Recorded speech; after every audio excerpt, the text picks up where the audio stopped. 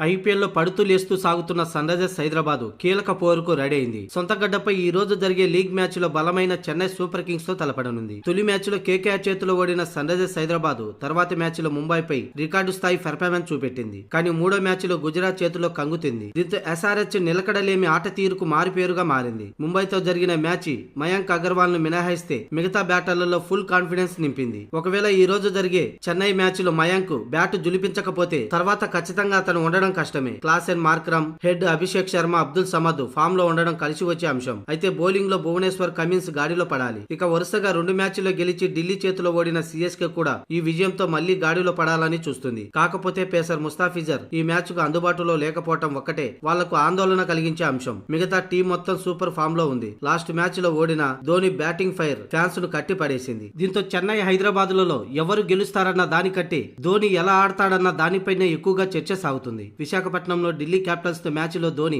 మెరుపు ఇన్నింగ్స్ కేవలం 16 బంతుల్లోనే 3 సిక్సర్లు 4 ఫోర్లతో 37 పరుగులు చేశాడు. మరోసారి అతని నుంచి అభిమానులు ధనాధన్ ఇన్నింగ్స్ కోసం ఎదురు చూస్తున్నారు. ముఖ్యంగా ఉప్పల్ అంటేనే బ్యాటింగ్ కు అనుకూలం. ఇలాంటి పిచ్ లో ఇరు జట్ల బ్యాటర్లు హోరెత్తించే అవకాశం ఉంది. ఇంతకు ముందు ముంబైతో జరిగిన మ్యాచ్ లో ఇరు జట్ల బ్యాటర్లు 500కు పైగానే స్కోర్ ను నమోదు చేశారు. ముఖ్యంగా సన్ రైజర్స్ హైదరాబాద్ ఐపీఎల్ చరిత్రలోని హైయెస్ట్ స్కోర్ ను నమోదు చేశారు. ఇక ఇప్పుడు చెన్నై టీంలో అలాగే సన్ రైజర్స్ హైదరాబాద్ టీంలో ఇరు జట్లలో విధ్వంసకర బ్యాటర్లకు కొదవే లేదు. దీంతో మరోసారి భీకర పోరు జరిగే అవకాశం ఉంది.